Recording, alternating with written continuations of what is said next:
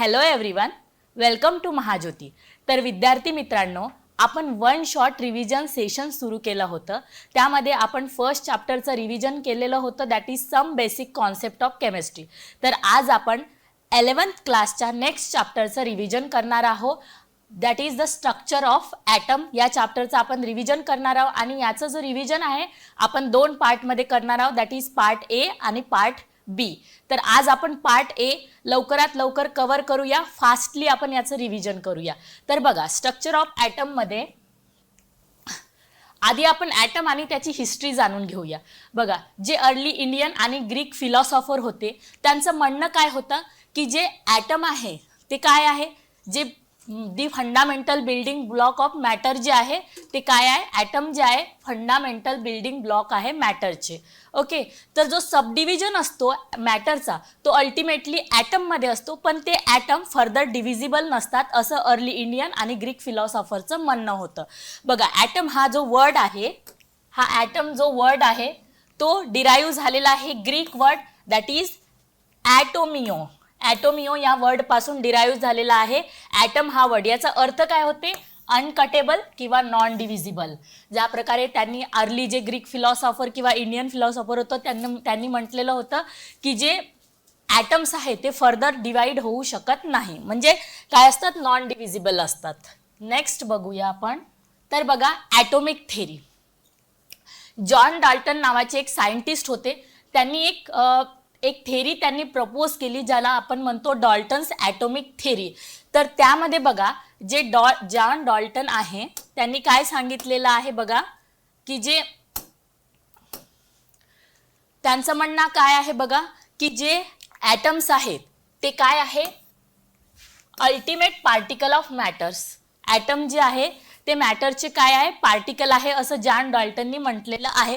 तर जी डाल्टनची जी थेरी होती त्यांनी law of conservation of mass, law of constant composition and law of multiple proportion successfully काय केलेले आहे, एक्सप्लेन केलेले आहेत. ओके, नेक्स्ट बघा, डाल्टन्स ॲटॉमिक थेरीचे आपण काही पॉस्च्युलेट्स बघूया. डाल्टन्सनी काही पॉस्च्युलेट दिलेले आहेत. तर त्यानुसार बघा, all element compose of a tiny individual particles ज्याला आपण म्हणतो ॲटम्स. म्हणजे प्रत्येक एलिमेंट कंपोज असते स्मॉल इंडिव्हिज्युअल पार्टिकल ज्याला म्हणतात atom. Atoms of the same element, जे ॲटम्स असतात सारख्या एलिमेंटचे ते सारखे असतात आणि डिफरंट एलिमेंटचे जे ॲटम आहेत ते डिफरंट असतात असं जॉन डाल्टननी सांगितलेलं आहे.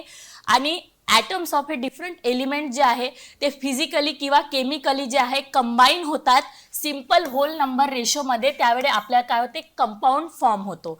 तर त्यानंतर नेक्स्ट बघा, केमिकल रिॲक्शन ऑकर होतात जेव्हा ॲटम सेपरेट होतात, जॉईंट होतात किंवा रिअरेंज होतात तेव्हा. ओके, त्यानंतर आपण नेक्स्ट बघूया. बघा, डाल्टन्स थेरीमध्ये काही ड्रॉबॅक्स होते.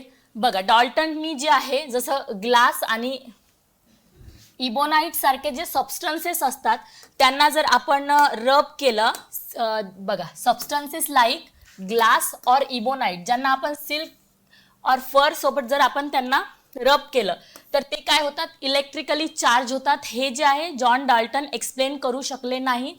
तर काय झालं की एंड ऑफ दी 19 आणि beginning of the 20th century त्यावेळी सायंटिस्टनी काय केलं, असं डिस्कवर्ड केलं की जे ॲटम्स आहेत ते काय, ॲटम्स जे आहे ते सब ॲटॉमिक पार्टिकल्सनी बनलेले आहे, दॅट इज इलेक्ट्रॉन, प्रोटॉन्स आणि न्यूट्रॉन. हा जो कन्सेप्ट आहे तो खूप वेगळा होता जॉन डाल्टन थेरीपेक्षा. ओके, त्यानंतर आपण बघूया discovery of sub atomic particles.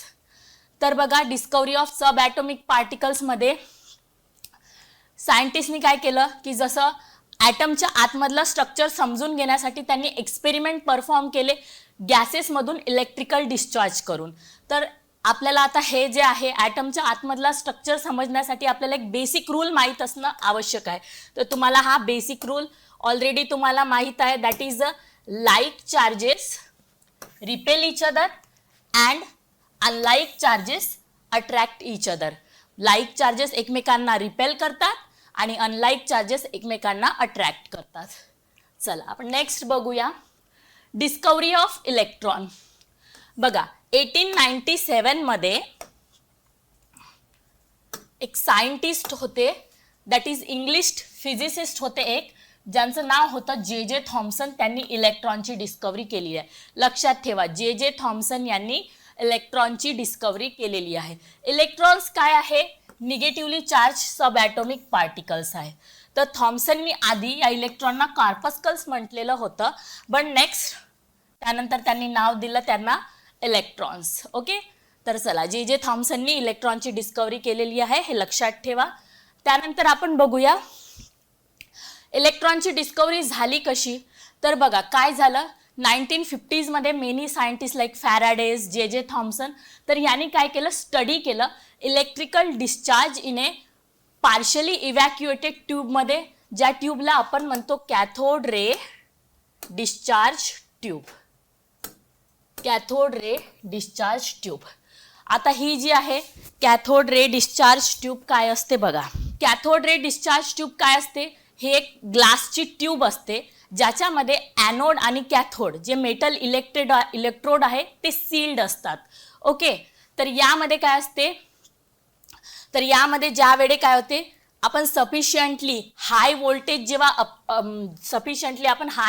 जेव्हा अप्लाय करतो, तर त्यावेळी काय होते की करंट जो आहे तो फ्लो होते, a stream of a current flow होते. ओके, काय होते, स्ट्रीम ऑफ पार्टिकल मूव्ह होतात from tube the negative electrode to positive electrode, जे आहे स्ट्रीम ऑफ पार्टिकल मूव्ह होतात. जे निगेटिव्ह इलेक्ट्रोड करून पॉझिटिव्ह इलेक्ट्रोडकडे पार्टिकल्स जे आहे ते मूव्ह होतात. तर त्या पार्टिकलला आपण काय म्हणतो, cathode rays or cathode ray particles. Okay, तर त्यानंतर नेक्स्ट बघा. ओके, तर हा जो एक्सपेरिमेंट इथे तुम्हाला डायग्राम दिलेली आहे कॅथोड रे डिस्चार्ज ट्यूबची, यामध्ये बघा तुम्हाला इथे 2 इलेक्ट्रोड दाखवले आहे, cathode negatively charge, anode positively charge. इथून हाय व्होल्टेज जर आपण अप्लाय केलं तर जे आहे स्ट्रीम ऑफ पार्टिकल कॅथोड पासून ॲनोडकडे फ्लो होतील. ओके, तर हा झाला तुमचा कॅथोड रे डिस्चार्ज ट्यूबची तुमचा एक्सपेरिमेंट. यामध्ये बघा आता काय केलं त्यांनी, समोर बघा, the flow of a current cathode to anode होतो, तो आपण चेक कसं केलं त्यांनी बघा. एक होल बनवलं इन द ॲनोड आणि कोट ट्यूबची जी आहे ट्यूबच्या मागच्या साईडला कोटिंग केली. कशाची? ॲनोडच्या जो मागच्या साईडने कोटिंग केली फॉस्फरंट मटेरियलनी, ज्याला म्हणतात झिंक सल्फाईडची कोटिंग केली. तर यामध्ये तुम्ही बघू शकता फ्लोरोसेंट मटेरियलची इथे कोटिंग केलेली आहे ॲनोडच्या मागच्या साईडला. ओके, तर यालाच आपण म्हणतो a cathode ray discharge tube with perforated anode. म्हणजे एक होल केलं आणि मागच्या साईडनी काय केलं, फ्लोरोसेंट मटेरियलनी फॉस्फ्लोरिसेंट मटेरियलनी काय केलं, झिंक सल्फाईडनी कोटिंग केलं मागच्या साईडने. तर यामध्ये बघा काय झालं की ज्यावेळी हे raise after passing through the anode, ज्यावेळी झिंक सल्फाईडला स्ट्राईक झाले, झिंक सल्फाईड कोटिंगला, तर एक जो आहे ब्राईट स्पॉट जो आहे तो डेव्हलप झाला कोटिंगवर, एक ब्राईट स्पॉट डेव्हलप झाला. तर यानंतर बघा फर्दर ऑब्झर्वेशन, याच्यातून काय ऑब्झर्व झालं बघा या कॅथोड रे डिस्चार्ज ट्यूब एक्सपेरिमेंटमधून, की जे कॅथोड रेज आहे ते कॅथोड टू ॲनोड मूव्ह करतात. ओके, त्यानंतर बघा next observation, cathode rays are observe with the help of fluorescent screen. तर आपल्याला समजलं की आपण कॅथोड रेजला ऑब्झर्व केलं with the help of fluorescent screen. Cathode rays travelled in a straight line in the absence of electric फील्डच्या आणि magnetic फील्डच्या अब्सेन्समध्ये कॅथोड रेज जे आहे स्ट्रेट लाईनमध्ये ट्रॅव्हल करतात. त्यानंतर in presence of electric and magnetic field, the behavior of the cathode rays is a similar expected to the negatively charged particle चा जो बिहेवियर आहे त्याच्याशी बिलकुल सिमिलर बिहेवियर होता कॅथोड रेजचा. म्हणजे कॅथोड रेज काय, मॅग्नेटिक आणि इलेक्ट्रिक फील्डमध्ये एक निगेटिव्हली चार्ज पार्टिकल्सचा बिहेवियर जसा असतो तसं बिहेवियर शो करत होते. ओके, तर यानुसार काय कॉन्क्लुजन निघाला की जे कॅथोड रेज आहे त्यांच्यामध्ये निगेटिव्हली चार्ज पार्टिकल्स आहे ज्यांना म्हटलं जाते इलेक्ट्रॉन्स. ओके, म्हणजे याच्यावरून कॉन्क्लुजन काय निघाला, electron are the basic constituents of all the atoms. Okay, तर अशा प्रकारे इलेक्ट्रॉनची डिस्कवरी झाली. नेक्स्ट स्टुडंट बघा, charge to mass ratio of a electron.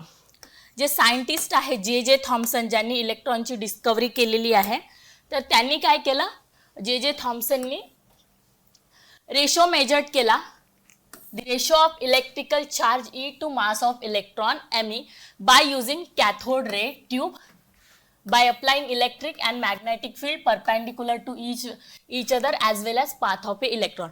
Same experiment आपण मागे बघितला, कॅथोड रे एक्सपेरिमेंट. त्यामध्ये यांनी काय केलं, फक्त इलेक्ट्रिक आणि मॅग्नेटिक फील्ड अप्लाय केली perpendicular to each other as well as to the path of electrons, आणि त्यानुसार त्यांनी जो आहे चार्ज टू मास रेशो त्यांनी दिला. तर हा जो रेशो आहे E/m that is charge to mass ratio आहे 1.758820 into 10⁻11 coulomb per kg. Okay, याच्यामध्ये m जो आहे तो आहे mass of an electron in kg. तर इलेक्ट्रॉनचा मास आहे 9.10938356 इंटू 10⁻31 किलोग्राम्स. आणि ई काय आहे, magnitude of the charge of electron in coulombs. तर जो मॅग्निट्यूड आहे चार्जचा, इलेक्ट्रॉनवरचा जो चार्ज आहे तो आहे 1.602 इंटू 10⁻19 कोलम. ओके, तर त्यानंतर नेक्स्ट आपण बघूया. त्यानंतर आला चार्ज ऑन इलेक्ट्रॉन. ओके, तर जो चार्ज आहे इलेक्ट्रॉनचा, एक मिलिकन नावाचा सायंटिस्ट होता, दॅट इज R.A. मिलिकन. तर यांनी काय केलं बघा, एक मेथड डिवाइस केली, त्याला म्हणतात ऑइल ड्रॉप एक्सपेरिमेंट. ओके, तर यावरून यांनी डिटरमाइन केला the charge on the electron. तर बघा, तर त्यांना चार्ज ऑन इलेक्ट्रॉन किती मिळाला, दॅट इज 1.6 इंटू 10⁻19 कोलम. आणि दी प्रेझेंट आज एक्सेप्टेड व्हॅल्यू आहे चार्ज ऑन इलेक्ट्रॉन किंवा इलेक्ट्रिकल चार्जची, ती आहे 1.602176 into 10⁻19 coulomb. Okay, the mass of a electron Me was determined by combining this result with a Thomson's value of a E/me ratio. तर ज्या वेळेस थॉम्सनची value E/me आणि जो मास ऑफ इलेक्ट्रॉन जो यांनी दिलेला आहे R.A. मिलिकनच्या एक्सपेरिमेंटमध्ये काढल्यानुसार त्यांना कंबाईन करून एक आपल्याला फायनल व्हॅल्यू मिळालेली आहे, दॅट इज मास ऑफ इलेक्ट्रॉनची, ती आहे 9.1094 इंटू 10⁻31 kg. ही व्हॅल्यू जी आहे ती चांगल्या प्रकारे लक्षात ठेवा, आहे मास ऑफ इलेक्ट्रॉनची value that is 9.1094 into 10⁻31 kg. Okay, next बघा, discovery of protons and neutrons. इलेक्ट्रॉनची डिस्कवरी आपण बघितली आहे, कॅथोड रे डिस्चार्ज ट्यूबनुसार आपण त्याला समजून घेतलेला आहे, मास ऑफ इलेक्ट्रॉन आपण बघितलं. आता बघा, नेक्स्ट आहे डिस्कवरी ऑफ प्रोटॉन आणि न्यूट्रॉन. प्रोटॉन न्यूट्रॉनची डिस्कवरी कशा प्रकारे झाली ते बघा. काय झालं की हा जो कॅथोड रे ट्यूब एक्सपेरिमेंट होता त्याला फर्दर काय केलं गेलं, मॉडिफाईड केलं गेलं. ठीक आहे, त्याच्यानुसार काय झालं, त्याचा मॉडिफिकेशनमुळे काय झालं, कॅनल रेजची डिस्कवरी झाली, ज्याच्यामध्ये पॉझिटिव्हली चार्ज पार्टिकल्स होते. तर आपण कॅरेक्टरिस्टिक समजून घेऊन घ्या पॉझिटिव्हली चार्ज पार्टिकल्सची. ओके, बघा, कॅथोड रे पेक्षा थोडा वेगळा जो मास आहे पॉझिटिव्हली चार्ज पार्टिकल्सचा, तो डिपेंड असतो nature of the gas present in the cathode ray tube. म्हणजे कॅथोड रे ट्यूबमध्ये जी गॅस प्रेझेंट आहे त्याच्याशी रिलेटेड असतो, त्याच्यावर डिपेंड असतो mass of positively charge particles. Okay, आणि these are simply the positively charge gases ions. Okay, the charge to mass ratio of this particle is all. आणि charge to mass जो ratio आहे तो सुद्धा depend करते की charge to mass ratio of the particle तो सुद्धा depend करतो on the gas from which that particle originate. ज्या गॅसपासून ते पार्टिकल ओरिजिनेट झाले त्याच्याशी डिपेंड करतो जो चार्ज टू मास रेशो आहे पार्टिकलचा तो. त्यानंतर बघा, some of the positively charge particle carry a multiple of fundamental unit of electric charge. आणि जो बिहेवियर आहे ह्या पार्टिकल्सचा मॅग्नेटिक और इलेक्ट्रिक फील्डमध्ये तो कम्प्लिटली अपोजिट आहे जो आपण इलेक्ट्रॉनच्या केसमध्ये किंवा कॅथोड रेच्या केसमध्ये जो आपण बिहेवियर आपण बघितला होता त्याच्या अपोजिट बिहेवियर या पार्टिकलमध्ये आपल्याला बघायला मिळाला. ओके, त्यानंतर बघा next, the smallest and lightest positive ion was obtained from hydrogen आणि ज्याला म्हणण्यात आलं प्रोटॉन. एक स्मॉलेस्ट आणि लाइटेस्ट पॉझिटिव्ह आयन मिळाला ज्याला हायड्रोजनमधून, ज्याला म्हटलं गेलेलं होतं प्रोटॉन. ओके, तर बघा अशा प्रकारे प्रोटॉनची डिस्कवरी झाली. आणि हे जे पॉझिटिव्हली चार्ज पार्टिकल्स आहे ते 1919 मध्ये त्याला कॅरेक्टराईज केलं गेलं. मग त्याच्यानंतर बघा चॅडविक नावाचा एक सायंटिस्ट होता, तर त्यांनी काय केलं, एक थिन शीट ऑफ बेरिलियम आहे त्याच्यावर अल्फा पार्टिकल बंबार्ड केले. तर त्यानुसार त्यांनी डिस्कवरी केली न्यूट्रली चार्ज पार्टिकलची. ओके, न्यूट्रली चार्ज पार्टिकलची डिस्कवरी केली त्यांनी, इलेक्ट्रिकली न्यूट्रल पार्टिकलची डिस्कवरी केली. ओके, तर यामध्ये बघा काय झालं होतं की ज्या वेळे चॅडविकनी बेरिलियमची जी थिन शीट आहे त्या अल्फा पार्टिकल ज्यावेळे बंबार्ड केले, तर जे electrically neutral particles having a mass slightly greater than that of proton were emitted. म्हणजे जे इलेक्ट्रिकली न्यूट्रल पार्टिकल आहे ज्यांचा मास प्रोटॉनपेक्षा जास्त आहे ते इमिट झाले, तर त्या पार्टिकल्सला त्यांनी नाव दिलं न्यूट्रॉन्स. तर अशा प्रकारे चॅडविकनी बेरिलियम शीटवर अल्फा पार्टिकल बंबार्ड करून न्यूट्रॉनची जी आहे डिस्कवरी केली. तर अशा प्रकारे न्यूट्रॉनची डिस्कवरी झाली. त्यानंतर नेक्स्ट बघा ॲटॉमिक मॉडेल. ओके, तर बघूया ॲटॉमिक मॉडेल्स. तर बघा डिफरंट ॲटॉमिक मॉडेल जे आहे प्रपोज करण्यात आले डिस्ट्रीब्यूशन ऑफ कशासाठी एक्सप्लेन करण्यासाठी, that is distribution of the charge particle in an atom. तर जो चार्ज पार्टिकलचा डिस्ट्रीब्यूशन आहे ॲटममध्ये ते समजून घेण्यासाठी वेगवेगळे ॲटॉमिक मॉडेल जे आहे ते प्रपोज केले वेगळ्या वेगळ्या सायंटिस्टने. तर ॲटॉमिक मॉडेल आधी समजून घेण्याआधी आपण जे फंडामेंटल प्रॉपर्टीज आहे पार्टिकल्सच्या ते आपण जाणून घेऊया. ठीक आहे, तुम्हाला माहीत आहे 3 जे आहे सब ॲटॉमिक पार्टिकल्स आहे, दॅट इज इलेक्ट्रॉन, प्रोटॉन आणि न्यूट्रॉन. सिम्बॉल तुम्हाला माहीत आहे EPN. ॲब्सोल्यूट चार्ज जो आहे इलेक्ट्रॉनचा तो आहे -1.602.176 × 10⁻⁻19. Relative charge -1. मास तुम्हाला माहीत आहे kg मध्ये 9.109382 × 10⁻31. आणि मास म्यू मध्ये दॅट इज युनिफाईड मास 0.0054. आणि जो अप्रॉक्सिमेट मास जो आहे इलेक्ट्रॉनचा तो 0 आहे.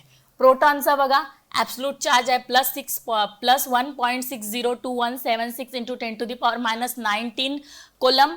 आणि रिलेटिव्ह चार्ज +1 आहे. आणि मास आहे 1.67262116 × 10⁻⁻27. आणि जो मास आहे म्यू मध्ये 1.00727. आणि अप्रॉक्सिमेट मास जो आहे तो 1 आहे. न्यूट्रॉनमध्ये बघा ॲब्सोल्यूट चार्ज न्यूट्रल पार्टिकल आहे तर 0, रिलेटिव्ह चार्ज 0. बट जो मास आहे न्यूट्रॉनचा दॅट इज तो आहे 1.674927 × 10⁻⁻27. म्हणजे सर्वात जास्त मास आहे न्यूट्रॉनचा. ओके, मास इन म्यू 1.00867 आणि अप्रॉक्सिमेट जो मास आहे तो आहे 1. ओके स्टुडंट, तर अशा प्रकारे आपण फंडामेंटल पार्टिकल जाणून घेतलेले आहे सब ॲटॉमिक पार्टिकल्सच्या. तर आता आपण बघूया ॲटॉमिक मॉडेल्स. तर पहिला ॲटॉमिक मॉडेल आहे जे थॉम्सनचा. तर बघा जे थॉम्सनचं म्हणणं काय होतं, जे थॉम्सननी काय केलं, प्रपोज केलं that atom possesses spherical shape ज्याचा रेडियस आहे 10⁻⁻10 in which positive charge is uniformly distributed. तर यालाच म्हणतात प्लम पुडिंग मॉडेल. तर जे थॉम्सनचं म्हणणं काय होतं की एक पॉझिटिव्ह स्पियर आहे आणि त्याच्या आतमध्ये जे आहे इलेक्ट्रॉन्स, निगेटिव्हली चार्ज इलेक्ट्रॉन जे आहे ते डिस्ट्रीब्यूट झालेले आहे. तर बघा पॉझिटिव्ह स्पियर ज्यांनी त्यांना समजलं पुडिंग विथ निगेटिव्ह इलेक्ट्रॉन, ज्यांनी त्यांना म्हटलंय प्लम्स, डिस्पर्स थ्रू आउट. म्हणजे जे पॉझिटिव्हली चार्ज स्पियरमध्ये निगेटिव्हली चार्ज इलेक्ट्रॉन जे आहे ते डिस्ट्रीब्यूट झालेलं आहे असं थॉम्सनचं म्हणणं होतं. ओके, तर बघा अशा प्रकारे थॉम्सननी सांगितलं की जे पॉझिटिव्हली चार्ज स्पियर आहे त्याच्यामध्ये निगेटिव्हली चार्ज इलेक्ट्रॉन डिस्ट्रीब्यूट झालेले आहे. नेक्स्ट बघूया. Next model that is Rutherford nuclear model of atom. तर बघा रुदरफोर्डचं म्हणणं काय होतं बघा. रुदरफोर्ड आधी कोण होते? ते स्टुडंट होते जे थॉम्सनचे, ज्यांना नोबेल प्राइज मिळालेला आहे. त्यांनी famous gold foil experiment perform केलेला आहे आणि त्यांनी डिस्कवर्ड केलेला आहे न्यूक्लियस. ओके, न्यूट्रॉन जे आहे ते चॅडविकने डिस्कवर्ड केले आहे, बट न्यूक्लियस जो आहे तो रुदरफोर्डने डिस्कवर्ड केलेला आहे. लक्षात ठेवा, कन्फ्यूज नका हो. न्यूक्लियस एक dense positive charge in the centre of the atom, आणि यांनी प्रपोज केलं न्यूक्लियर मॉडेल. ओके, चला नेक्स्ट बघूया. नेक्स्ट बघा, रुदरफोर्डनी एक फेमस गोल्ड फॉईल एक्सपेरिमेंट त्यांनी दिलेला आहे, एक्सपेरिमेंट परफॉर्म केलेला आहे. तर त्यामध्ये बघा Rutherford alpha particle scattering experiment was successful attempt to present an atomic model. तर यामध्ये त्यांनी यूज काय केलं आहे बघा. Rutherford use alpha particle emitter, एक gold foil and a movable fluorescent screen. Okay, तर हे तीन वस्तू त्यांनी यूज केलेला आहे. एक आहे alpha particle emitter, gold foil आणि एक मुवेबल फ्लोरोसंट स्क्रीन. तर त्यांची डिस्क्रिप्शन तुम्हाला दिलेलं आहे. Gold foil, a thin sheet of gold foil with a thickness of around 100 mm. Alpha particle emitter जे आहे ते आहे high energy beam of A alpha particle. It is helium ion emitted from A radio active source. Movable fluorescent स्क्रीनमध्ये एक zinc sulphide screen place around the gold foil. तर बघा काय केलं हे बघा, अल्फा पार्टिकल इमिटर आहे आणि ही जी आहे गोल्ड फॉईल आहे. ओके, तर इथे काय केलं रुदरफोर्डनी अल्फा पार्टिकल जे आहे ते गोल्ड फॉईलवर बंबार्ड केले. तर यानंतर हे अल्फा पार्टिकल बंबार्ड केल्यानंतर त्यांना काय ऑब्झर्व झालं हे आपण नेक्स्ट स्लाइडमध्ये बघूया. तर बघा इथे ऑब्झर्व काय केलं रुदरफोर्डनी ते बघा. काय होते की मोस्ट ऑफ दी पार्टिकल जे आहे ते गोल्ड फॉईल मधून पास झाले विदाउट बिंग अनडिफ्लेक्टेड. ओके, आणि small fraction of alpha particle deflected by small angle. आणि काही जे small fraction of alpha particle आहे ते डिफ्लेक्ट झाले थ्रू स्मॉल अँगल. ओके, आणि very few alpha particle that is 1 in 20,000 ते बाउन्स बॅक झाले. and we can say that it were deflected by nearly 180 degree.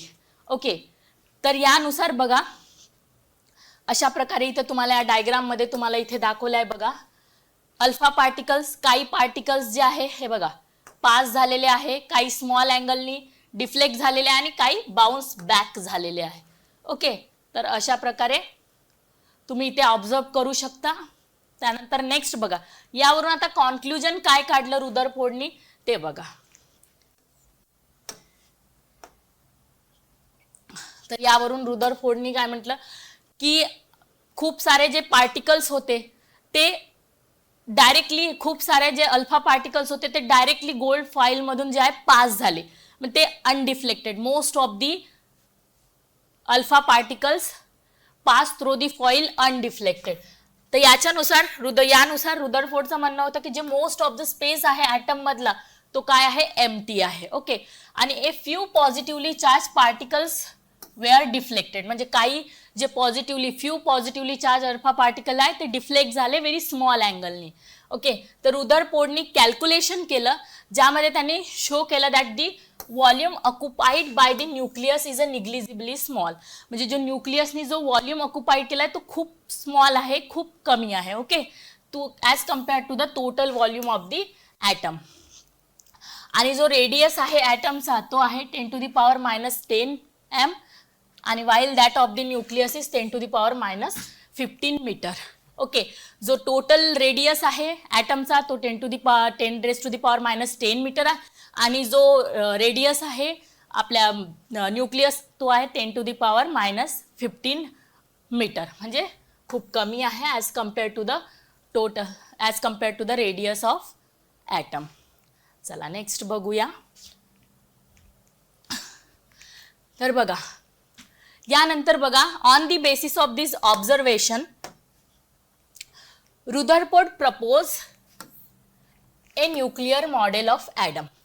म्हणजे ह्या ऑब्झर्वेशन आणि कॅल्क्युलेशनवरून रुदरफोर्डनी न्यूक्लिअर मॉडेल प्रपोज केलं. तर या मॉडेलनुसार बघा त्यांनी काय सांगितलं आहे की according to this model the positive charge and most of the mass of the atom was densely concentrated in extremely small region. Okay, positive charge आणि जो मास ऑफ ॲटम जो आहे तो डेन्सली एका स्मॉल रिजनमध्ये कॉन्सन्ट्रेट झालेला आहे आणि very small portion of the atom, आणि जो very small portion of the atom आहे त्याला त्यांनी म्हटलं आहे न्यूक्लियस. तर अशा प्रकारे रुदरफोर्डनी न्यूक्लियसची डिस्कवरी केली की ज्याच्यामध्ये जो मोस्ट ऑफ दी मास आहे ॲटमचा जो कॉन्सन्ट्रेट झाला आहे न्यूक्लियसमध्ये.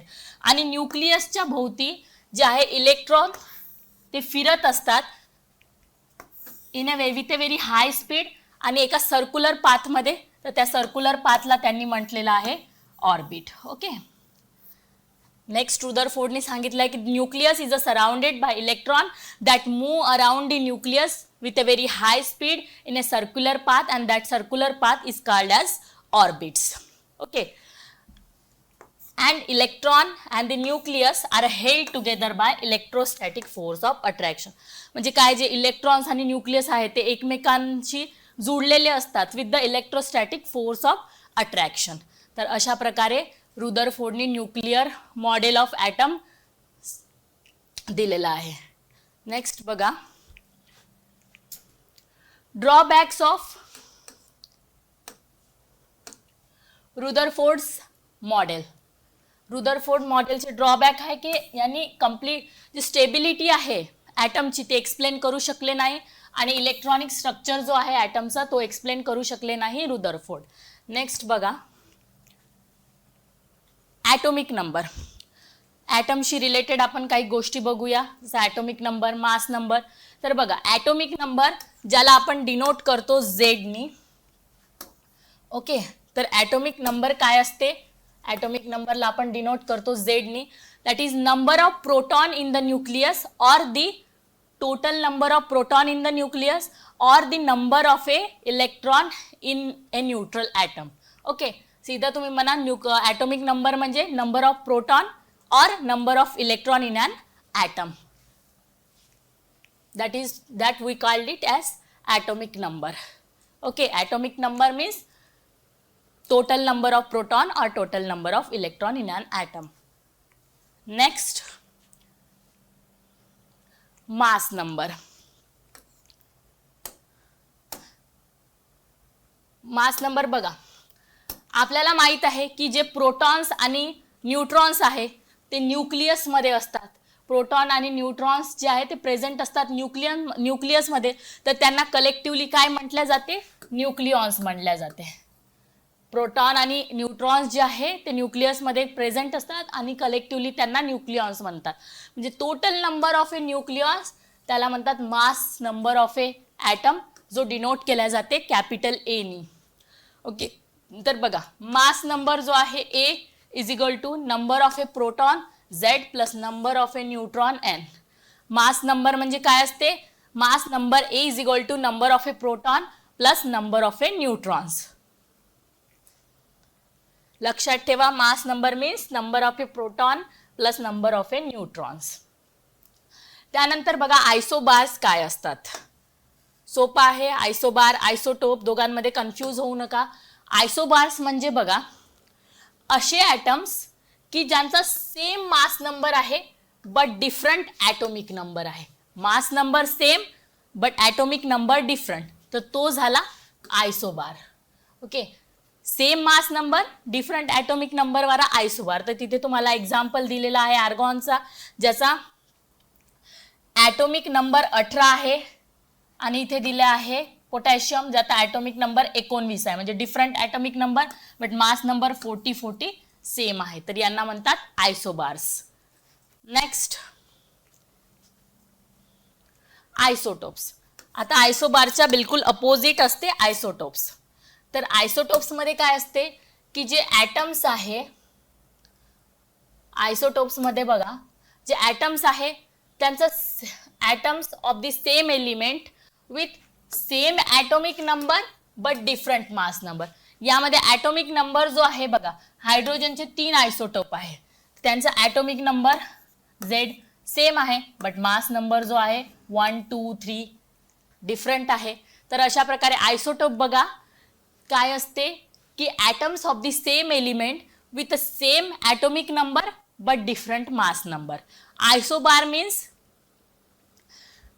different atomic number same mass number and isotope means same atomic number different mass number. Okay, confuse होऊ नका, लक्षात ठेवा. नेक्स्ट बघूया. Development leading to the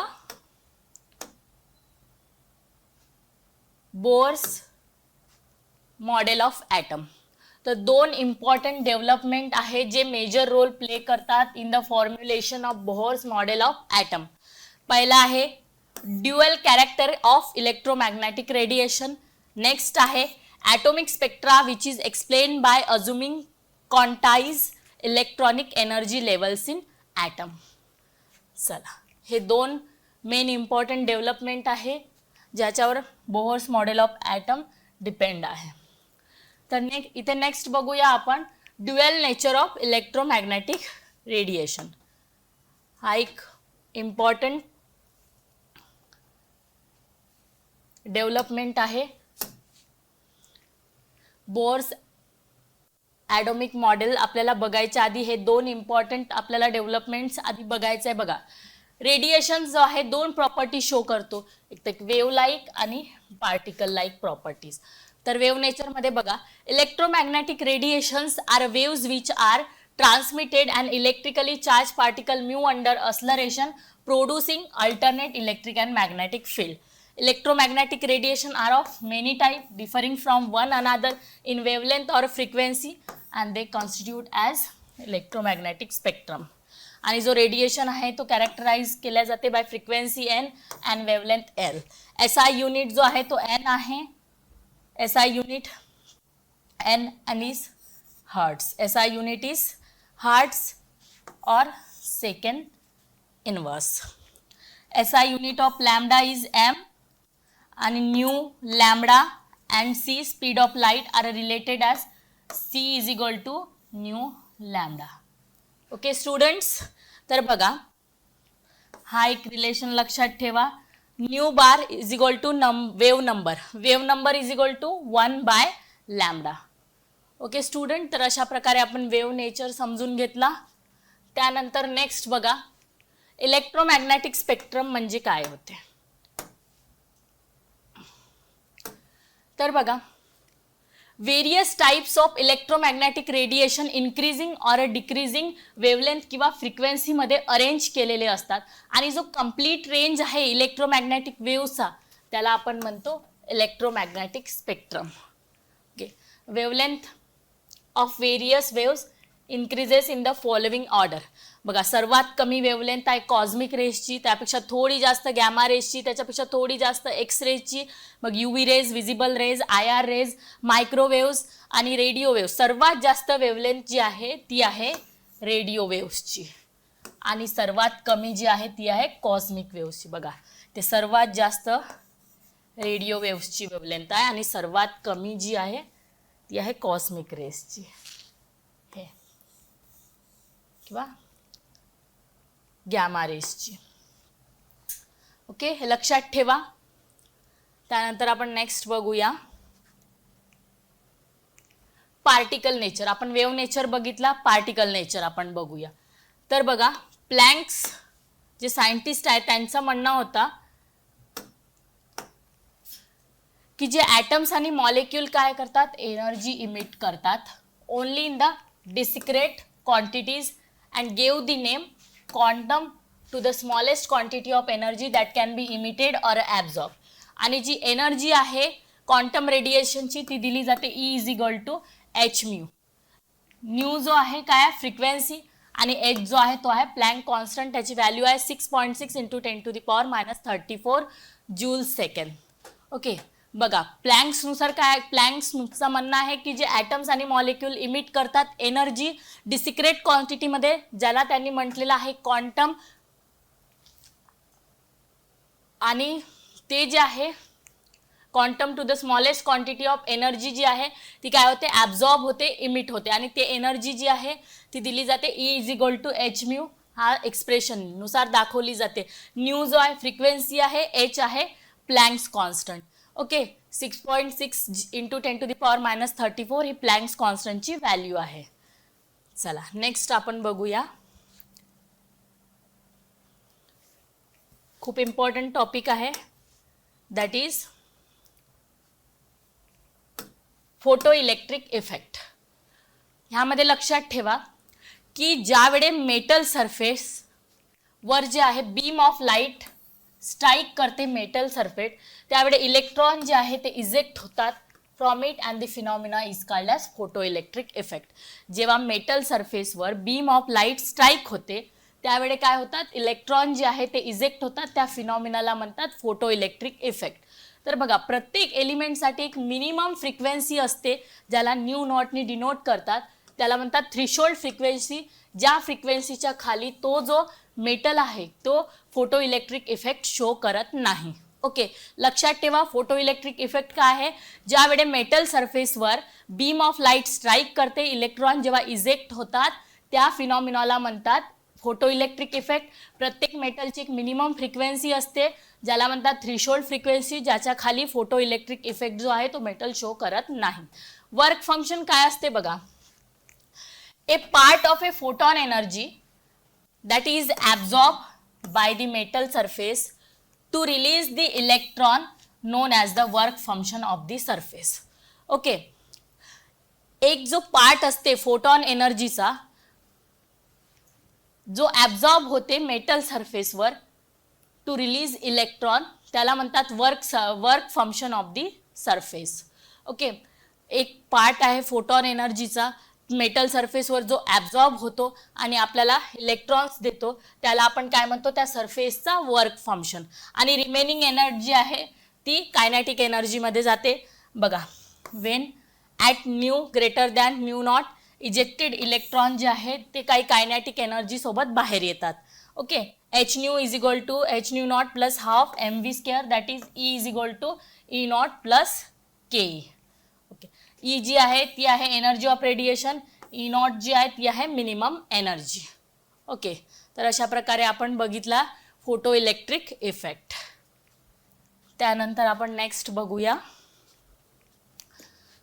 next बघा काय आहे, drawbacks of electromagnetic wave theory. Okay, तर यामध्ये बघा ड्रॉबॅक्स आहे, काही ड्रॉबॅक्स आहे इलेक्ट्रोमॅग्नेटिक वेव्ह थिअरीचे. तर बघा इलेक्ट्रोमॅग्नेटिक वेव्ह थिअरीने एक्सप्लेन केलं इंटरफरन्स, डिफ्रॅक्शन, बट काही फिनॉमिना आहे जसे ब्लॅक बॉडी, रेडिएशन किंवा फोटो इलेक्ट्रिक इफेक्ट ते एक्सप्लेन करू शकले नाही, कारण this phenomena could explain only if the electromagnetic waves are suppose to have particle nature. जर इलेक्ट्रोमॅग्नेटिक वेव्ह पार्टिकल नेचरमध्ये असेल तरच हे फिनॉमिना एक्सप्लेन होऊ शकतात. ओके, तर हे फिनॉमिना एक्सप्लेन केले आहेत मॅक्स प्लँकनी, ज्याला म्हणतात प्लँक्स क्वांटम थ्योरी. ओके, चला नेक्स्ट बघूया. का नेक्स्ट आहे ॲटोमिक स्पेक्ट्रा. बघा ॲटोमिक स्पेक्ट्रा काय असते, दिस spectrum is a series of a color band which are formed when white light passes through a prism. तर तुम्ही 9वी 10वी मध्ये बघितलं असेल की असं एक प्रिझम असायचं ज्याच्यामधून व्हाईट बीम जर असं पास झालं तर हे वेगवेगळे तुम्हाला कलर बँड्स दिसायचे. तर या कलर बँडची जी सिरीज आहे त्याला आपण काय म्हणतो, त्याला आपण म्हणतो स्पेक्ट्रम. आणि जो स्पेक्ट्रम आहे 3 टाईप्समध्ये डिवाइड होतो. ओके, एक तर आहे इमिशन स्पेक्ट्रम, ॲब्झॉर्प्शन आणि मॉलिक्युलर स्पेक्ट्रम. तर आपल्याला या चॅप्टरमध्ये आपल्याला 11th मध्ये फक्त इमिशन आणि ॲब्झॉर्प्शन स्पेक्ट्रम आपल्याला बघायचं आहे. तर चला आपण बघूया इमिशन स्पेक्ट्रम किंवा इमिशन स्पेक्ट्रा. ओके, तर बघा इमिशन स्पेक्ट्रम काय होते. The spectrum of radiation emitted by a substance that has absorbed energy is called as emission spectrum. बघा असा स्पेक्ट्रम जो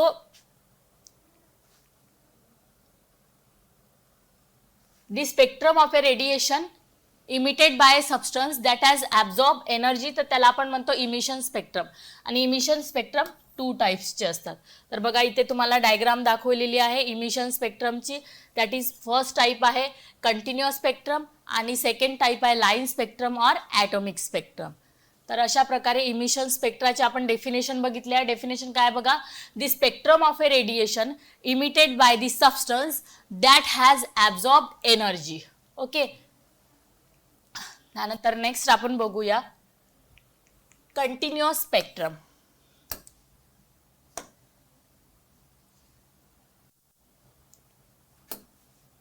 बघा कंटिन्युअस स्पेक्ट्रम काय असते बघा. काय होते की ज्या वेळे सनलाइट किंवा एक glowing heat fluorescent substance like tungsten wire present in an electric bulb is analyse with the help of a spectroscope. Spectrum obtained on a screen is observed as divided into bands of 7 colors which are in a continuous sequence. Such spectrum is called as continuous spectrum. Okay students, तर बघा काय होते की जेव्हा sunlight किंवा glowing fluorescent substance जे आहे like tungsten wire present in an electric bulb, ज्याला जर आपण ॲनालाइज केला स्पेक्ट्रोस्कोपच्या हेल्पनी तर आपल्याला काय दिसतील, एक स्पेक्ट्रम दिसेल आपल्याला. Spectrum obtain on a screen which is observe as they divided into bands of 7 colours आपल्याला दिसतील त्या स्पेक्ट्रममध्ये. तर त्याला कंटिन्युअस सिक्वेन्स किंवा अशा स्पेक्ट्रमला म्हणतात कंटिन्युअस स्पेक्ट्रम. तिथे तुम्हाला कंटिन्युअस स्पेक्ट्रम दाखवलेला आहे या डायग्राममध्ये. चला नेक्स्ट आपण बघूया इमिशन. नेक्स्ट आहे लाईन स्पेक्ट्रम. बघा लाईन स्पेक्ट्रम काय असते. In the gas phase the emission spectra of the atom is not continuous. Rather, they emit light only at a specific wavelength with a dark spaces between them. म्हणजे gas फेजमध्ये जो emission spectra आहे ॲटमचा तो continuous नसतो. काय करतात ते लाईट जे आहे इमिट करतात ॲट ए स्पेसिफिक वेवलेंथ आणि त्यांच्या मधात काय असतात, एक डार्क स्पेसेस असतात. बघा इथे तुम्हाला दिसत आहे डार्क स्पेसेस. ओके, तर या स्पेक्ट्राला म्हणतात लाईन स्पेक्ट्रा किंवा ॲटॉमिक स्पेक्ट्रा. तर बघा ही डायग्राम नोटीस करा. याच्यामध्ये बघा स्पेसिफिक वेवलेंथवरच जी आहे लाईट इमिट झालेली आहे आणि मधामधात असे डार्क स्पेसेस जे आहे. तर त्यावाला जो स्पेक्ट्रा तोवाला जो स्पेक्ट्रम आहे त्याला आपण म्हणतो लाईन स्पेक्ट्रम. ओके, नेक्स्ट बघूया ॲब्झॉर्प्शन स्पेक्ट्रा.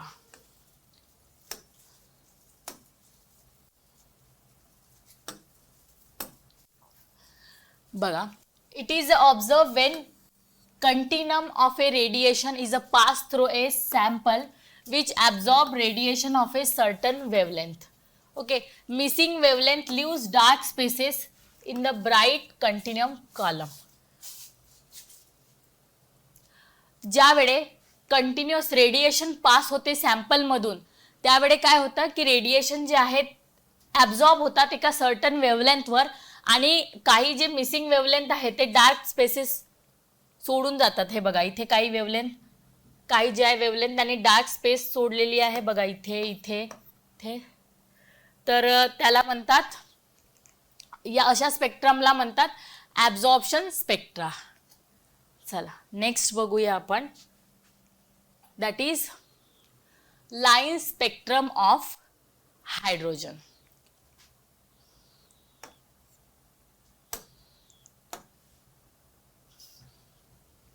खूप इम्पॉर्टंट टॉपिक आहे हा. बघा, spectrum of a hydrogen consist of 7 line name after their डिस्कवर.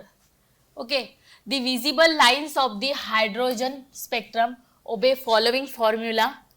ज्या विजिबल लाईन असतात हायड्रोजन स्पेक्ट्रमच्या, हा फॉर्म्युला जो आहे तो फॉलो करतात. Okay, that is nu bar is equal to 1,09,677 in bracket 1 by n square 1 minus 1 by n square 2. तर यामध्ये बघा, न्यू बार जो आहे तो आहे वेव्ह नंबर आणि 1,09,677 1,09,677 सेंटीमीटर इनवर्स रिडबर्ग कॉन्स्टंट आहे RL. तर यामध्ये बघा, तुम्ही लक्षात ठेवा या टेबलमध्ये N1 जी आहे ती काय आहे, lower energy level, lowest energy level, lowest energy level. आणि N2 जी आहे ती आहे हायेस्ट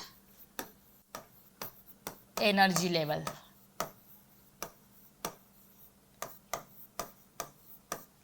या टेबलमध्ये बघा, लायमन सिरीज काय असते, बाल्मर सिरीज काय असते, पाशन सिरीज, ब्रॅकेट सिरीज काय असते. बघा, लायमन सिरीजमध्ये N1 जो आहे, जी लोएस्ट एनर्जी लेवल आहे ती 1 असली पाहिजे आणि जी हायेस्ट एनर्जी लेवल ती 2, 3, 4 किती पण असू शकते, बट लोएस्ट एनर्जी लेवल जी आहे ती 1 असली पाहिजे. तर बघा इथे बघा, N1 लोएस्ट एनर्जी लेवल, इथून जे आहे इलेक्ट्रॉन या N2 मधून इथे जर N1 मध्ये जंप केला किंवा N3 मधून N1 मध्ये जंप केला किंवा N4 मधून जंप केला N1 मध्ये, फक्त जी आहे लोएस्ट एनर्जी लेवल ती N1 असली पाहिजे.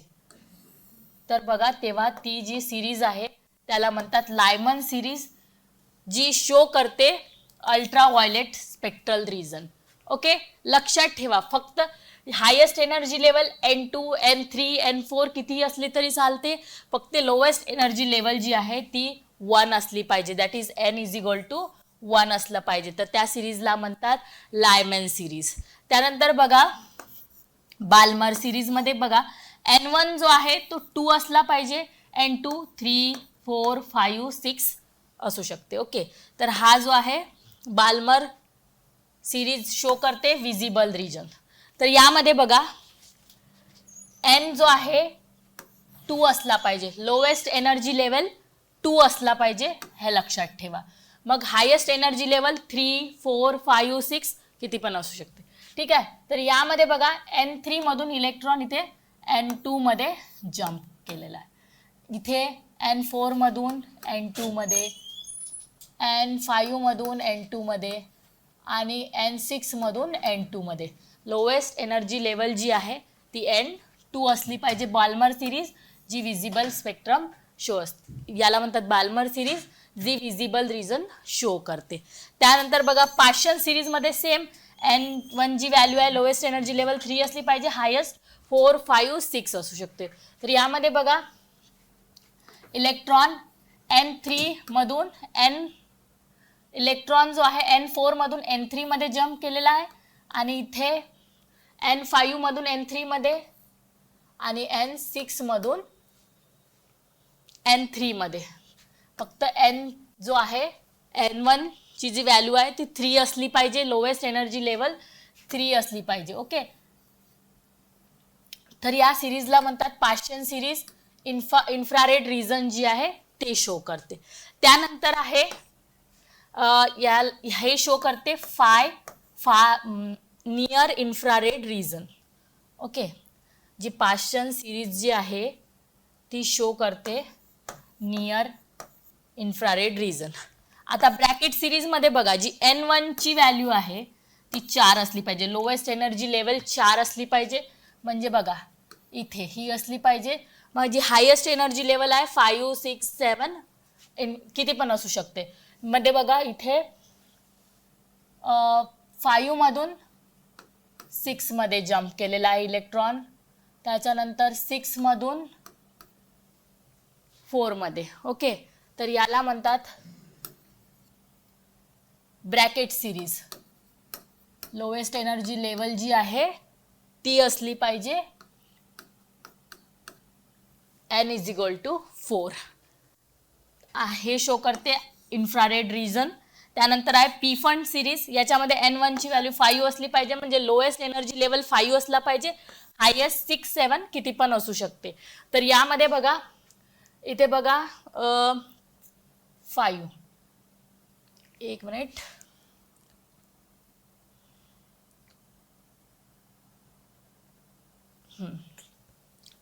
तर बघा n = 5 असलं पाहिजे, म्हणजे 6 मधून इलेक्ट्रॉन ते जम्प करेल.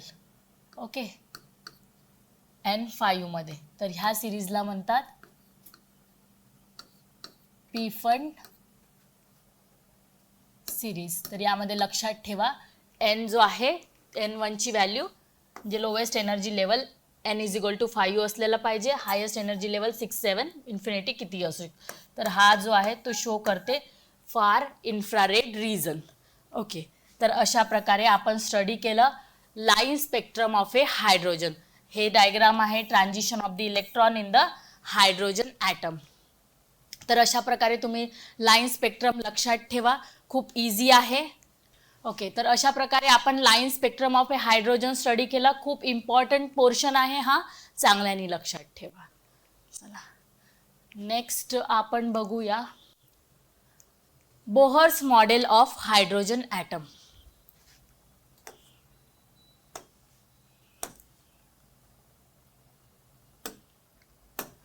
तर बघा नील बोर जी आहे त्यांनी फर्स्ट एक्सप्लेन केलं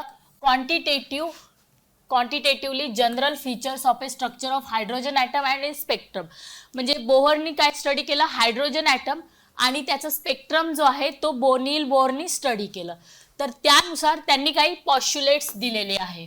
ओके, तर त्यांचे पॉस्ट्युलेट बघा, electron in the hydrogen atom move around the nucleus in a circular path called orbit, stationary states और एनर्जी स्टेट. ज्या प्रकारे रुदरफोर्डनी सांगितलं होतं त्या प्रकारे नील बोरनी सुद्धा सांगितलं आहे. हायड्रोजनचा त्यांनी स्टडीज केला आहे स्पेसिफिकली. ती काय म्हटलंय, जी इलेक्ट्रॉन आहे हायड्रोजन ॲटममध्ये ते न्यूक्लियसच्या भोवती एका सर्क्युलर पाथमध्ये फिरत आहेत. तर त्या सर्क्युलर पाथला त्यांनी काय म्हटलेलं आहे, ऑर्बिट्स म्हटलेलं आहे, स्टेशनरी स्टेट्स किंवा एनर्जी स्टेट्स म्हटलेलं आहे. ओके, नेक्स्ट पॉस्ट्युलेट बघा, energy of electron in the orbit does not change. म्हणजे जी एनर्जी आहे इलेक्ट्रॉनची त्याच्या ऑर्बिटमध्ये ती चेंज होत नाही, ती सेम असते. The energy change takes place only if an electron jump from lower energy orbital to the higher energy orbital and vice versa. जसं आपण मागच्या डायग्राममध्ये बघितलं होतं, इलेक्ट्रॉन एका हायर एनर्जी लेवलमधून लोअर एनर्जी लेवलमध्ये जेव्हा जम्प करते त्यावेळी काय होते, त्यावेळी जी एनर्जी आहे ती काय होते, इलेक्ट्रॉनची जी एनर्जी आहे एनर्जी चेंज त्यावेळी टेक्स प्लेस होते, त्यावेळी एनर्जी जी आहे ती रिलीज होते. ओके, ज्यावेळी इलेक्ट्रॉन एका एनर्जी लेवलमधून दुसऱ्या एनर्जी लेवलमध्ये जम्प करतात त्यावेळी त्यांची एनर्जी जी आहे ती चेंज होते. ओके, ज्यावेळी ते ऑर्बिटमध्ये फिरत असतात त्यावेळी त्यांची एनर्जी चेंज होत नाही, ज्यावेळी ते जम्प करतात त्यावेळी त्यांची एनर्जी चेंज होते. The frequency of radiation absorb or emitted bye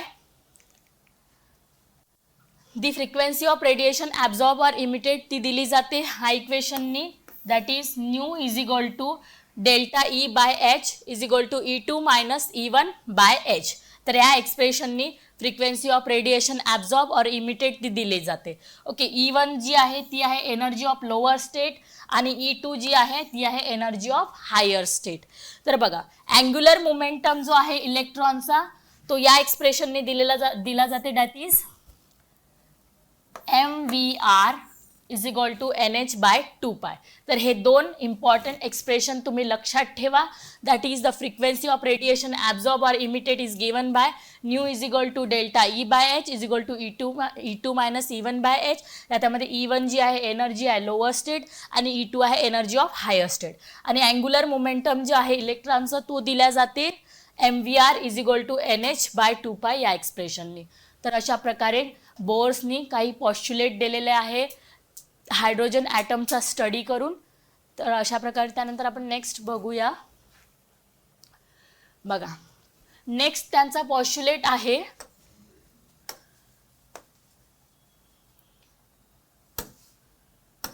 that is frequency new associated with the absorption and emission of the photon is given as. बघा हा एक खूप इम्पॉर्टंट एक्सप्रेशन आहे. यामध्ये बघा फ्रिक्वेन्सी जी ॲब्झॉर्प्शन आणि इमिशनशी असोसिएट होते ऑफ फोटॉन ती या एक्सप्रेशनने दिलेली जाते. That is nu is equal to delta E/h is equal to RH/h in bracket 1/Ni² minus 1/NF². Okay. Nu bar is equal to V/c is equal to RH/sc in bracket 1/Ni² minus 1/NF². तर हा तुम्हाला इथे new बारचा इथे final expression तुम्हाला इथे मिळेल. That is nu bar is equal to 1.09677 into 10⁻⁷ in bracket 1/Ni² minus 1/NF² M inverse. Okay. हा एक्सप्रेशन लक्षात ठेवा. RH म्हणजे तुम्हाला माहिती आहे रिडबर्ग कॉन्स्टंट आणि H जो आहे तो आहे प्लँक्स कॉन्स्टंट. ओके. तर अशा प्रकारे हा जो एक्सप्रेशन आहे यूज करून आपण न्यूमरिकल सॉल्व करू शकतो. ओके. तर अशा प्रकारे आपण बोअर्स मॉडेलचे पॉस्च्युलेट आपण समजून घेतलेले आहे. तर त्यानंतर काही जे फीचर्स आहे बोअर्स मॉडेलचे ते आपण पार्ट बी मध्ये बघूया. तर अशा प्रकारे आपण पार्ट ए इथे संपत आहोत. पार्ट बी आपण नेक्स्ट लेक्चरमध्ये बघूया. Okay student, thank you so much. अशाच प्रकारे आमच्या वन शॉर्ट रिव्हिजन सिरीजला प्रतिसाद देत राहा. धन्यवाद.